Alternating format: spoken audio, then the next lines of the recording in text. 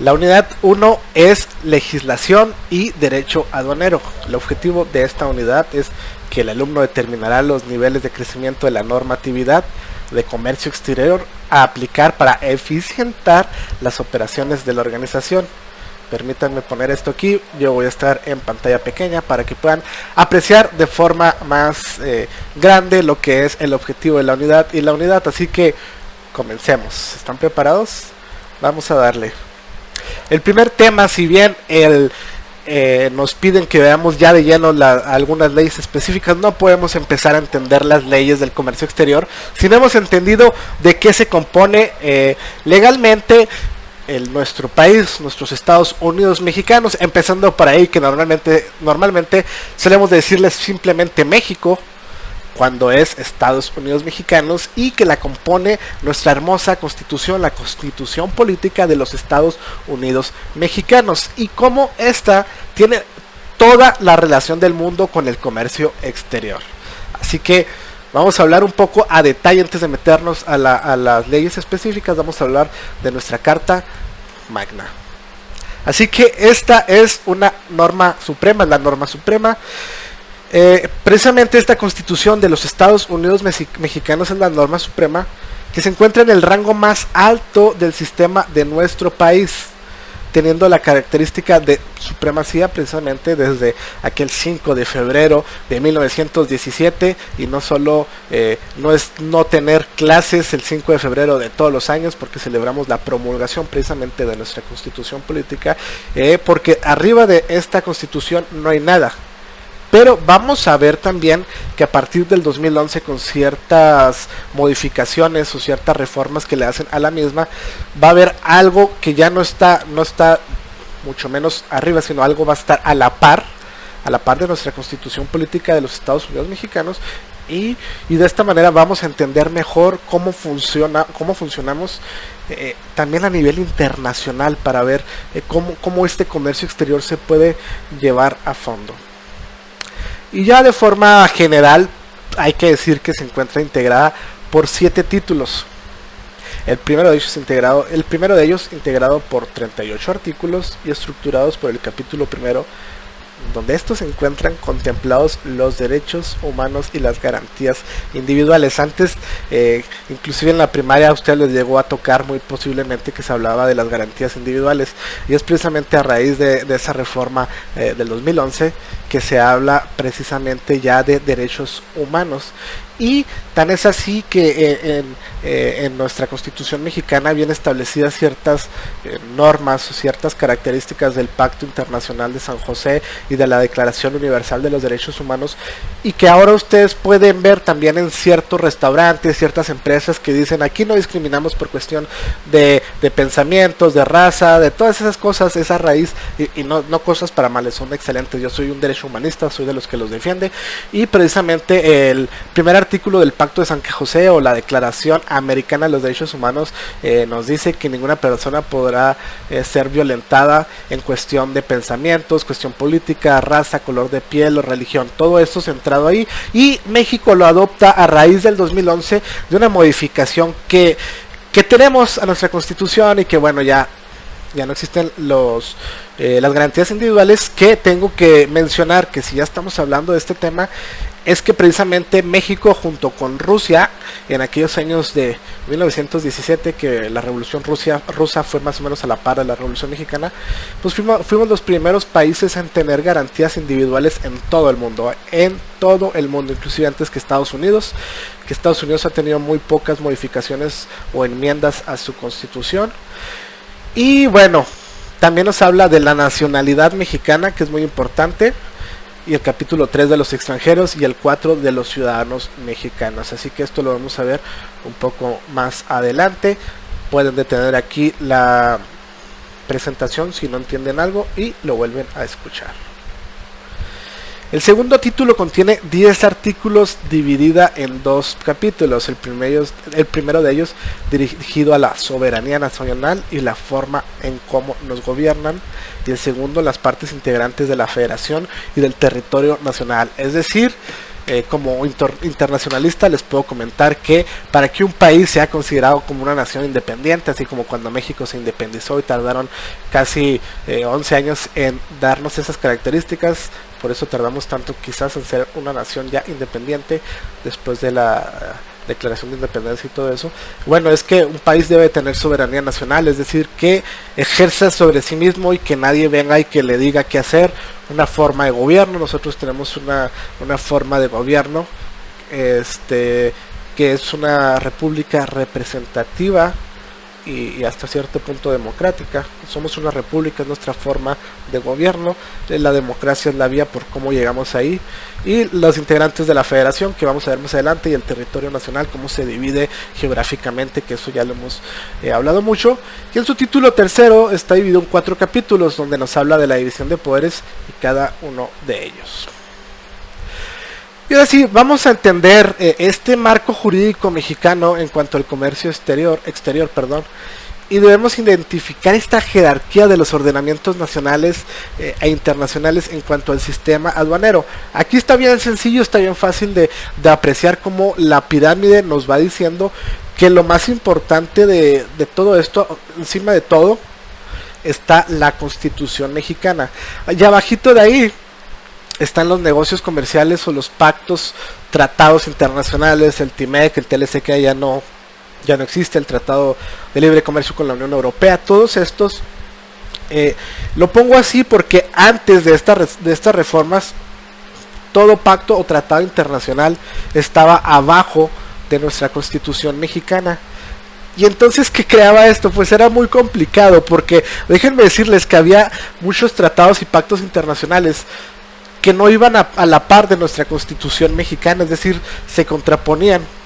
Y como la Constitución mexicana siempre estaba a la altura máxima, pues lógicamente estos tratados internacionales no iban a tener validez con nuestra Constitución, y eso generaba muchos problemas, porque a veces los senadores, que son los que ratifican todos los tratados internacionales, no así presidente, no son los diputados, son los senadores quienes los ratifican, pues bueno, había un problema, ¿no? O sea, había cierto problema porque en efecto había esa situación de que se contraponían. Entonces, ¿qué deciden hacer? Vamos a reformar la Constitución, vamos a decir que ahora la Constitución y los tratados internacionales van a estar a la par. O sea, estos de aquí están a la misma altura, déjenme ver, estos dos están a la misma altura, y por lo tanto, bueno, ahora sí que van a ser del mismo nivel. Aquí se los voy a poner. Ay, perdón, no me salió esa parte.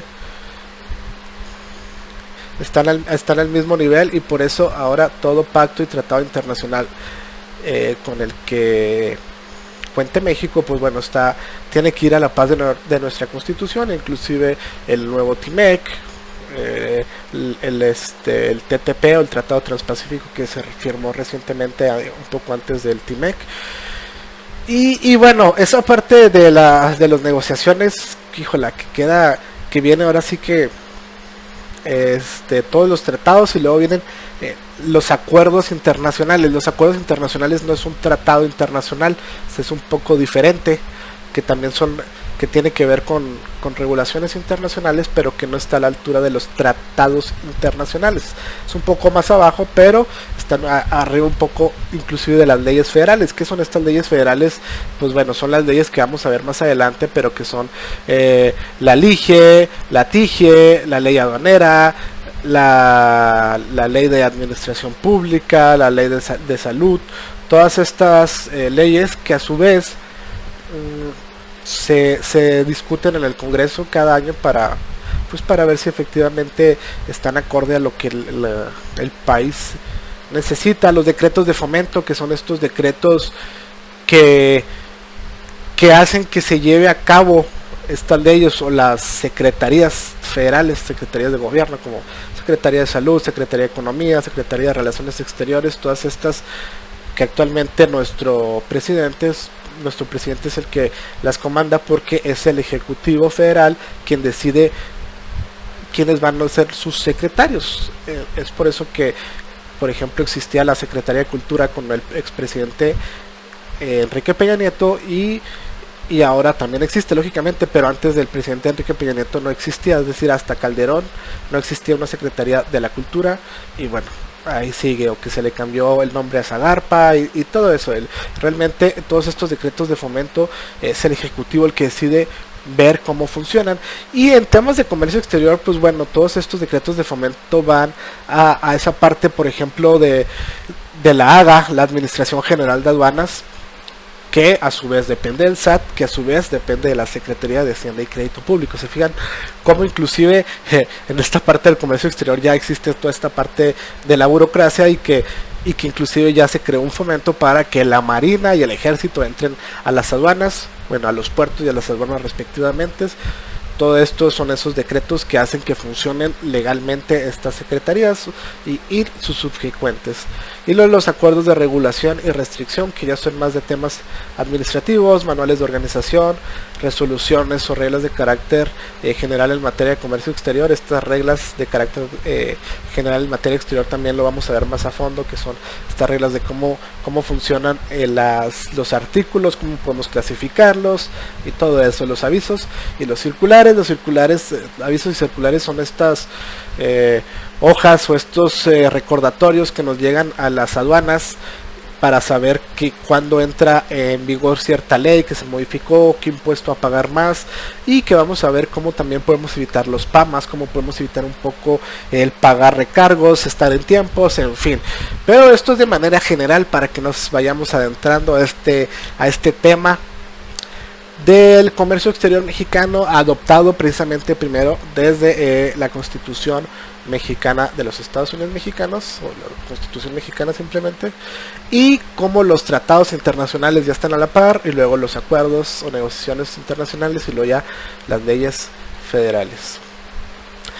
Y luego viene esta parte de cómo estamos organizados por 32 estados, ya no son los 31 estados de un distrito federal, sino que también hace poco se reformó esto para que ya la Ciudad de México sea el estado 32 de la República Mexicana.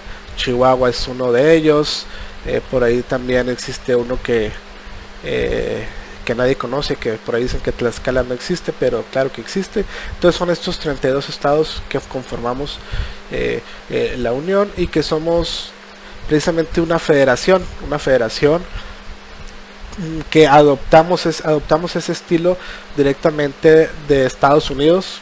Es decir, son 32 estados soberanos y libres, así se les dice, libres y soberanos, pero son estados que conforman una federación y que unidos ya forman el país. No todos los países lo utilizan. En América está Estados Unidos, está México, está Colombia y Brasil. Si no me equivoco, son los únicos países que utilizan este estilo de una república o un federal o una federación. Casi todos los países de América son centralistas. Se los puedo decir porque todas en Centroamérica son de esa manera. Por ejemplo, Chile lo hace así. Entonces nosotros somos una federación, y si ustedes van a otras partes del mundo, otros países, no van a encontrar estados, son comunidades o son simplemente territorios, depende de cómo les llamen. En Suiza son los cantones suizos, o sea, cada uno tiene su forma distinta. Nosotros somos estados. Y ahora sí vamos a ver qué artículos de nuestra Constitución nos marca esta parte que tienen que ver con el comercio exterior. Y cuando los estén viendo, no van a estar tal cual acomodados en orden, sino los acomodé como yo creí conveniente para su explicación. Empezamos con el artículo 31 en la fracción cuarta de la Constitución, que establece que es obligación de los mexicanos contribuir con los gastos públicos, así como la federación, como el Distrito Federal, Estado, municipio que residan de la manera proporcional y equitativa en que dispongan las leyes. Aquí esto del Distrito Federal ya hay que quitarlo, porque ya son nada más la federación del Estado y municipio en que residan de manera proporcional y equitativa en que dispongan las leyes. Aquí, ¿qué quiere decir? Es básicamente que el artículo 31 nos dice que hay que pagar qué impuestos, los gastos públicos que nos sirven para contribuir en algunas obras sociales que tienen un sentido, que tienen unas razones, que nos vamos a la primera tarea que les voy a poner, que les voy a habilitar, que es esta. Es una actividad que les voy a dejar, que es la de creación de impuestos.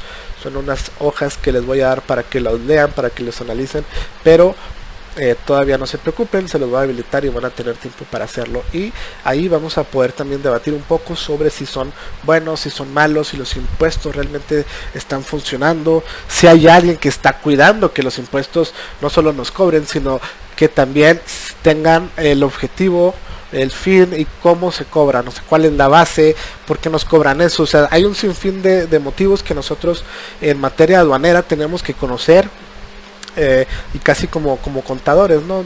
Verle todo ese sentido a la parte de los impuestos. Y bueno, aquí ya tienen su primer logro desbloqueado.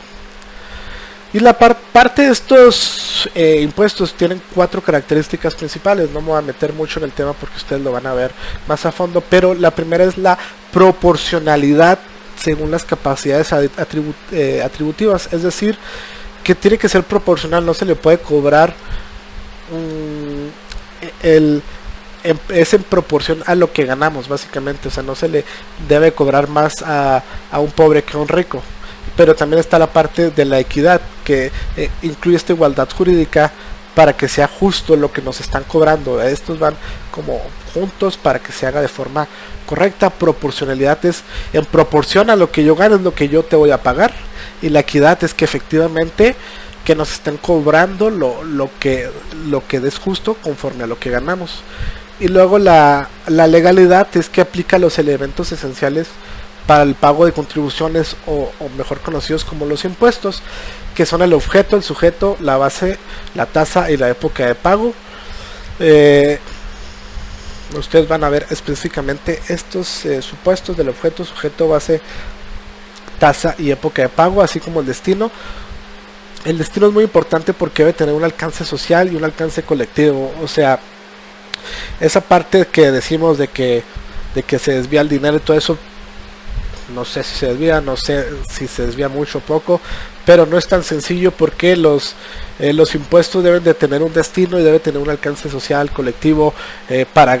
Ahora se está utilizando mucho aquí en el municipio de Chihuahua esos plebiscitos de votación para ver en qué se va a destinar el dinero, porque precisamente ahorita vamos a ver más adelante que dónde residen las elecciones, pues lógicamente en el pueblo, pero como a veces somos tantas personas, pues pocas personas son las que tienen que tomar las decisiones. Entonces este destino es para el alcance social y colectivo, y como vimos, al menos en las últimas elecciones de plebiscito que se hicieron, pues uno de esos alcances es la plaza cívica que se va a crear en el Bachilleres, que está enseguida de la Universidad Tecnológica de Chihuahua Sur, o el domo, y no sé qué más van a hacer, es porque se votó a favor del Bachilleres 21.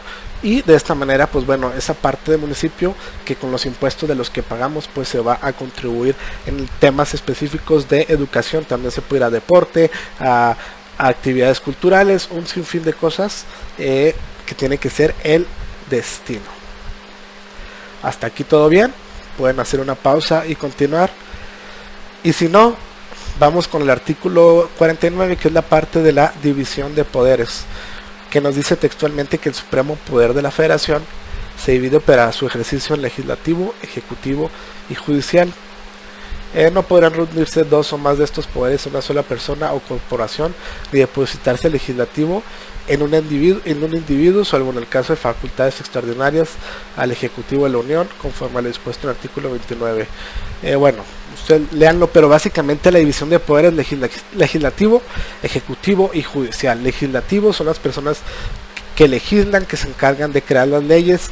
A nivel federal es la Cámara de Diputados y la Cámara de Senadores. Ellos son los que nos representan en el Congreso de la Unión, en San Lázaro, como se le conoce.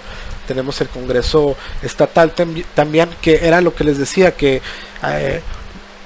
para tomar nuestras decisiones, pues lógicamente necesitamos a alguien que nos represente. Nosotros estamos ahí representados por este poder legislativo, se encargan de la parte de las leyes.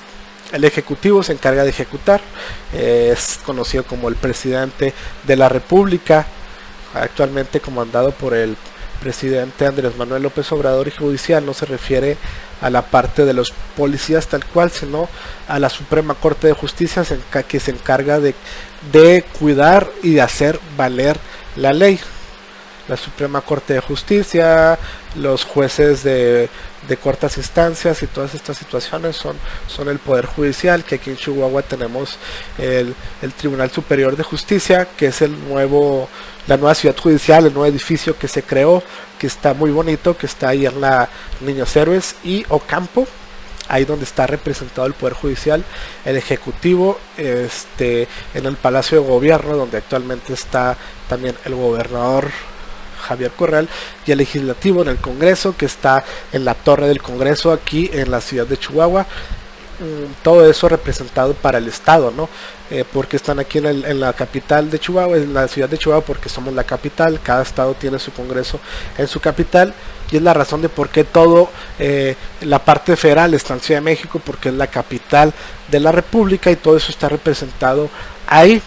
Ahora dice que no podrán reunirse dos o más de estos poderes en una sola persona o corporación, ni depositarse el legislativo en un individuo. ¿Qué quiere decir esto? Que no puede, por ejemplo, el presidente tener la capacidad de tener en la parte del ejecutivo y la parte del legislativo o del judicial. Por eso decimos que esta parte de las leyes son muy importantes, y en Estados Unidos se ve más esta división de división de poderes que nace en Francia ya hace algunos ayeres. Se va más representado, que cada uno tiene su poder o le toca su trabajo, ¿no? O sea, aquí en México el presidente pues no, en teoría no podría tomar las decisiones del legislativo. El detalle es que hoy, como es el mismo partido político que son representantes de Morena, bueno, entonces es más fácil para el ejecutivo y el legislativo trabajar en conjunto, pero no sobre una sola persona. Igual sobre el judicial, no elige el gobernador a los representantes del orden judicial, ¿no? Y el ejecutivo, o sea, la Cámara de Diputados y Senadores no puede centrarse en una persona, a menos de lo que dice en el artículo 29, que tendría que haber una catástrofe, alguna guerra o una cuestión de esas para que se pueda poner solamente el poder en una sola persona, que esperemos que eso nunca pase y que México siga estando en paz con todos los países. Viene después el artículo 131, que nos dice que es la facultad privativa de la Federación gravar las mercancías que se importan o exportan o que pasen de tránsito por el territorio nacional, así como reglamentar en todo tiempo y aún prohibir por motivos de seguridad o de policía la circulación en el interior de la República de toda clase de efectos, cualquiera que sea su procedencia. Aquí ya estamos muy en el tema aduanero, muy específico, que aquí nos dice que es facultad privativa de la Federación gravar las mercancías que se importan o exporten. ¿Qué es gravar? Ponerle un impuesto para la importación o la exportación, es decir, que solamente la Federación misma va a ser quien va a poder poner esta clase de impuestos, y como la parte de los reglamentos de qué puede entrar, qué no puede entrar por cualquier tipo de motivo.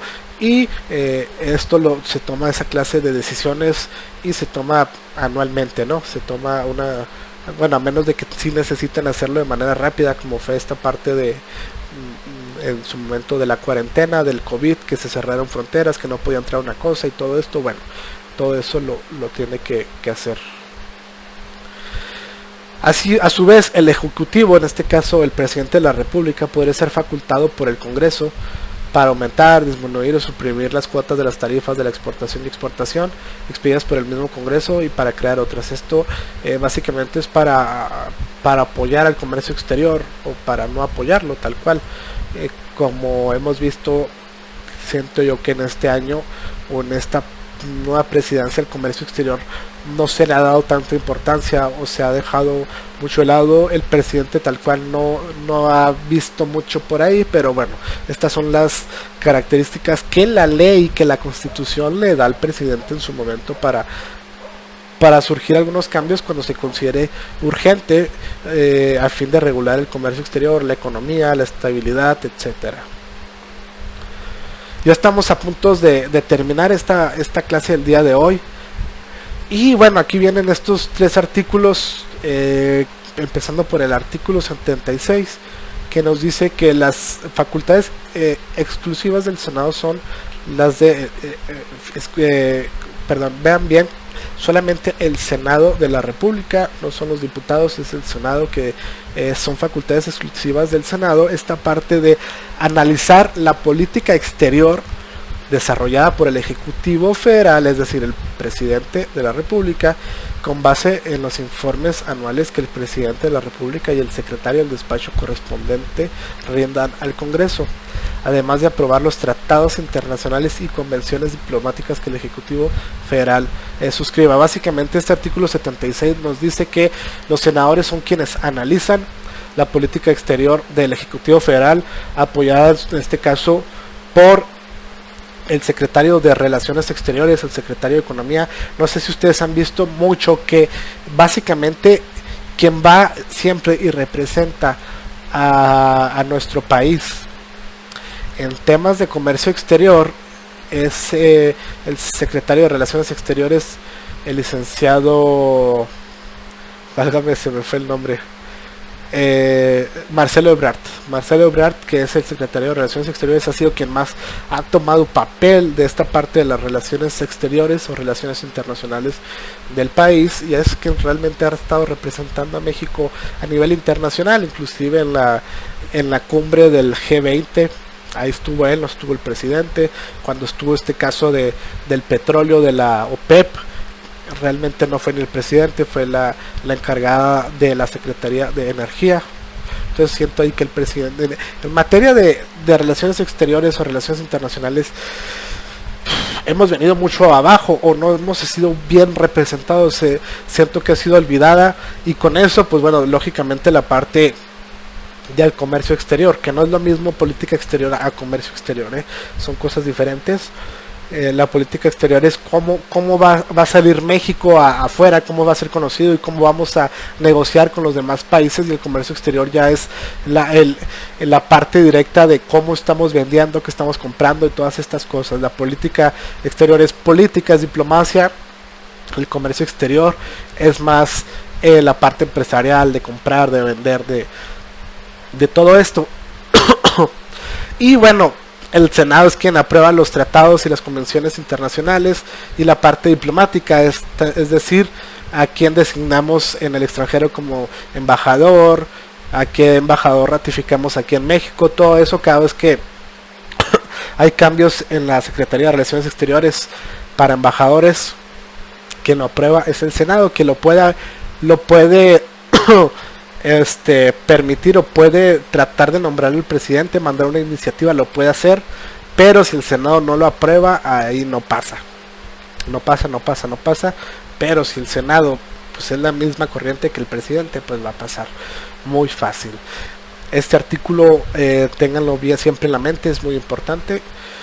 Luego viene el artículo 73, el Congreso tiene la facultad en su parte 24 o fracción 24 para establecer contribuciones. El Congreso en el fracción 24 puede establecer contribuciones primero sobre el comercio exterior. Así de sencillo, es el Congreso quien tiene la facultad para establecer contribuciones hacia el comercio exterior. Y en el artículo 73 nos dice que a su vez también pues el 89 nos dice que las facultades y obligaciones del presidente sobre esta facultad que tiene la número 8 nos dice es habilitar toda clase de puertos y establecer aduanas marítimas y fronterizas y designar su ubicación. Es decir, que el presidente puede elegir cambiar una, poner otra nueva, y por eso es que él decidió poner a la Marina y al Ejército respectivamente en los puertos y en las aduanas.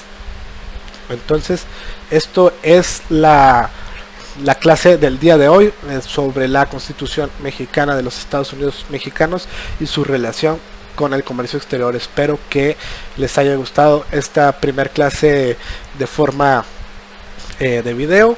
Aquí está más material para que lo sigan analizando. Les recuerdo que seguimos teniendo clases virtuales y también nos seguimos viendo con algunas actividades. Espero que estén muy bien. Yo soy su maestro Jorge Enchondo y esto fue todo. Muchas gracias y nos vemos próximamente.